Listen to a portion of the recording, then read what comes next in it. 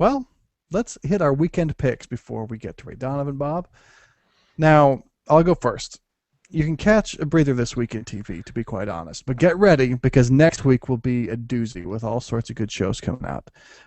So I'm going to use this breather to catch up on, of all things, this surprises me a little bit, but Under the Dome, a CBS summer drama based on a novel by Stephen King that started a couple weeks ago.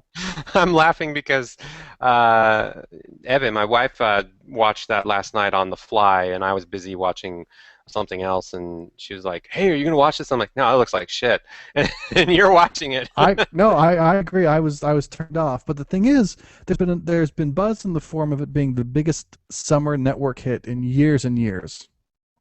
Yeah, So there Lost might be too. something going on there, and I will probably, use this lack of premiere week to go and check it out a little bit. What did your wife ever think? She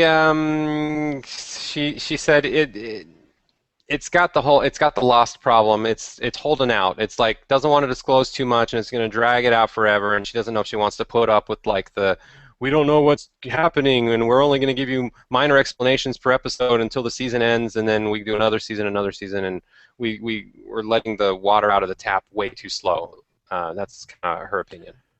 All right. I mean, a lot of What? people liked Lost for that, but anyway, That's fair. I'll probably be catching up in this. Like I say, you don't have to watch any of the new TV this week, but next week there will be a lot of good stuff in the form of Must see. absolutely. So let us know about movies, Bob, and then of course I'll circle back around if I don't get them from you. Okay, so the first movie I'm interested in seeing, and I think I'm going to convince you to see it, or we're both going to see it, is The Way, Way Back.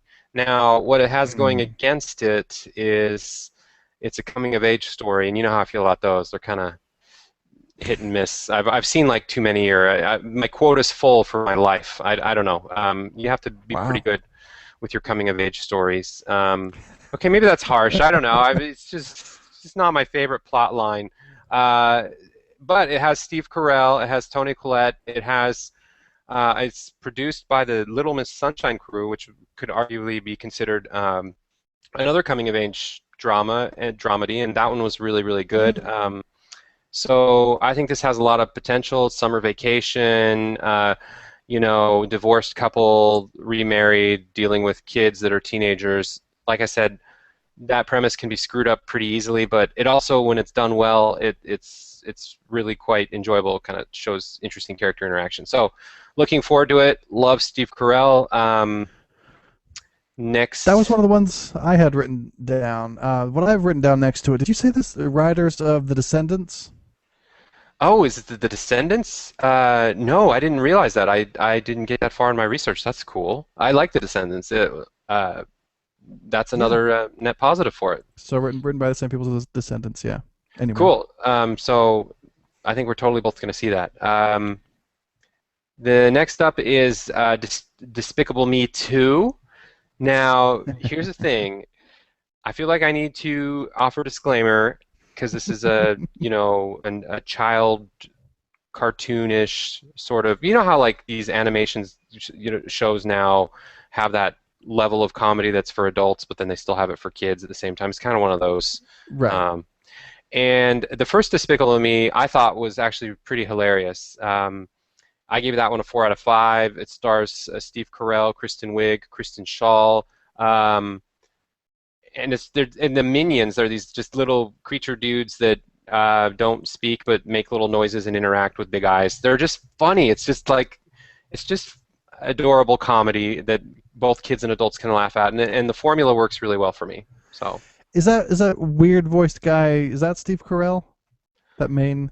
Yeah, yeah, the main character is Steve Carell, which is actually kind of annoying in some ways, but you sort of get over it because the voice thing is just gimmicky. But you could think of the whole movie and premise as gimmicky, honestly. So, um, but I have high hopes, but I'm also a little nervous because it's a sequel, and the first one was great, but it wasn't amazing. It was just fun, and we'll see if they can keep it up. All right. Um, Oh, no, go go ahead. ahead.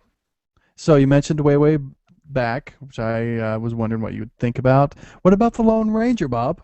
Is that going to be fun? I'm conjuring images of Pirates of the Caribbean. Can we hope of that level of whatever Oh, that was? I think those days are long, long gone. Like the original Pirates was great because it was almost like a sleeper hit. I mean, it was a big budget movie, but it wasn't expected to be as good or as popular as it was. And then came the Haunted Mansion, which was like another Disney ride turned into a movie, which was horrible with Eddie Murphy. And then came all the sequels to the Pirates movie, which progressively got worse. And now we're to the Lone Ranger, which is just more Johnny Depp being at the heart of a quirky character that doesn't look like there's any restraint or redeemable factors here other than they're just trying to like milk us for all we're worth for like a 2.5 hour action movie. We'll see. All right, so that's a thumbs down perspectively. That's a Yeah. thought. Look at the recommendation. You know, when two other movies are releasing the same week that have me excited, the third one is, not gonna happen. We'll even see it DVD maybe, but maybe not. Got it. All right. Well, it's TV, it's movies, it's practically culture. Those are our weekend picks. Go forth and watch. Yes.